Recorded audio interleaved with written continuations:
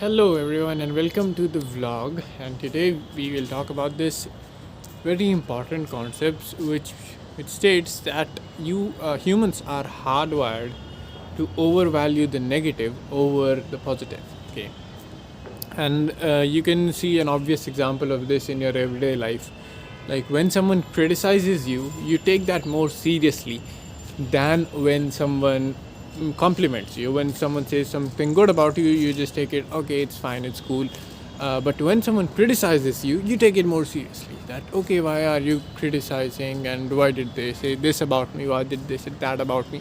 Whenever someone says something bad, you ponder over it for days and days. But when someone says good about you, you don't even remember it for 24 hours maybe. And this is a bad quality because you are overvaluing the negative over the positive.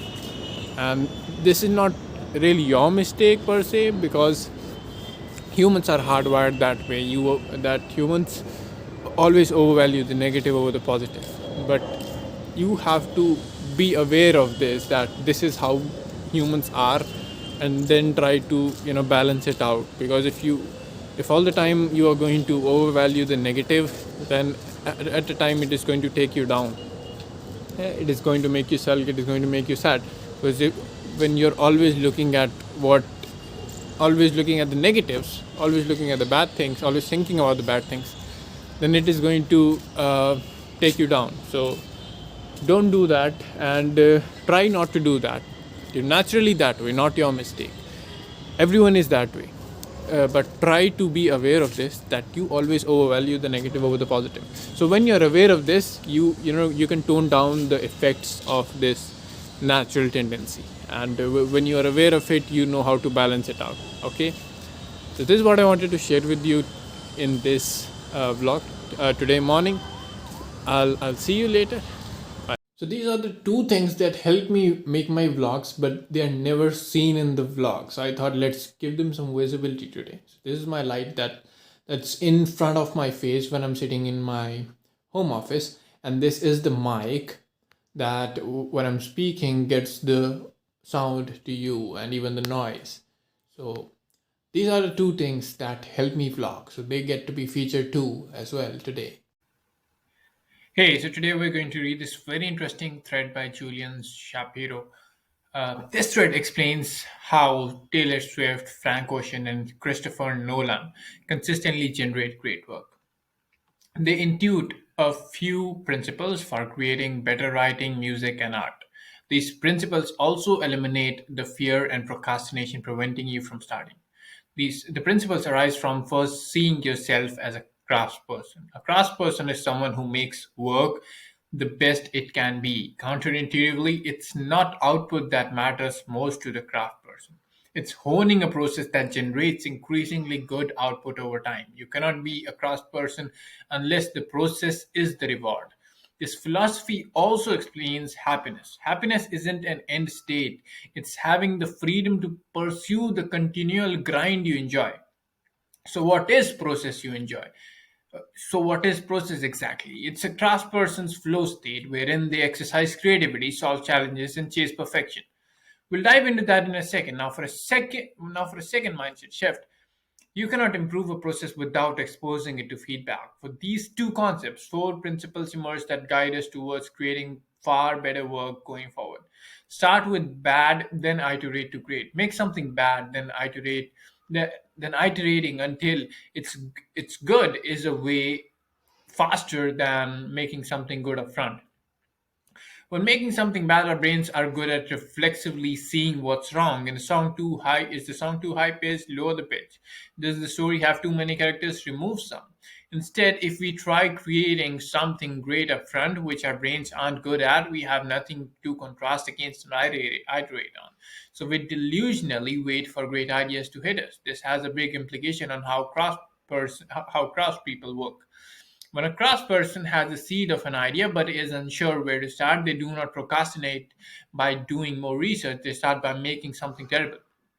They amuse themselves with how bad the initial work is because they know that their starting work is not a reflection of the finished work's quality. It's just a clearing of the mental pipe to let their brain begin Contrasting. Principle 2, narrow your scope. You know which direction to head in. Cross people narrow their scope. Don't write a movie, write a spy movie. Don't write a song, write a love song.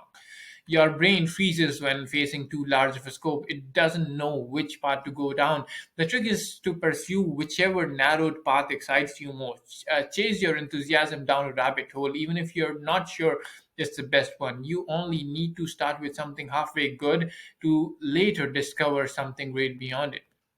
As my friend Joey put it, when I started producing music, I kept buying plugins thinking that would help me sound better, and I would bounce from genre to genre. Now, I work in three genres and I use mostly default plugins that come with a built in because they are great, and the rest was procrastination. Once you've done a good job with your constrained scope, that's when you consider going bigger. Expand scope, one genre element at a time, nailing each before broadening further. This is how good films are made. Behind every great blockbuster is a small human story at its core. A delusion held by non cross people is that they should wait for inspiration to strike. No, you are not supposed to wait for anything. That's called procrastination. Principle 3, design a process. So, what does a process actually look like? It can be whatever works for you as long as it has one ingredient: confronting feedback. Here's this short version of my own process. First, I find resources where examples of my work exist. If I'm making music, I'll find the most listened to music by browsing Spotify charts. If I'm improving my public speaking, I'll find the most charismatic conversationalist by filtering the most viewed celebrity interviews on YouTube. In each case, I'm looking for resources that lets me rank the best works and focus on those. On Spotify, I can find the most listened to songs. These metrics may not be indicative of quality, but they're certainly correlated. They are a great place to start. Then I build a list of the best works and the worst works. My plan is to identify what the best ones have in common. To start, I want to imitate that. Then I identify what the worst ones have in common. I want to avoid making those mistakes. Now I create a work of my own. I use as many good ingredients and as few of the bad ones as possible. When in doubt, pursue what excites you. That's your North Star. Once you have a draft, ask people to rank your work against the best ones you found. Where does it fall short? What ingredients can others find from those that you missed? Rinse and repeat until you stop significant improvements. This is the process of deconstruction. It helps you master imitation. What a wonderful starting point. Okay, I'll put the link to this thread. This is an incredible thread. Mind-blowing value created in just one thread. And if you want to become the best at anything, then this is the thread that you should read. I'll put the link in the description. That was my day for today. And at the end of the day, I would like to share something with you. Just something that's going on in my head. That happiness is something that's often confused as a result. That happiness is something that you will get after doing something or achieving something.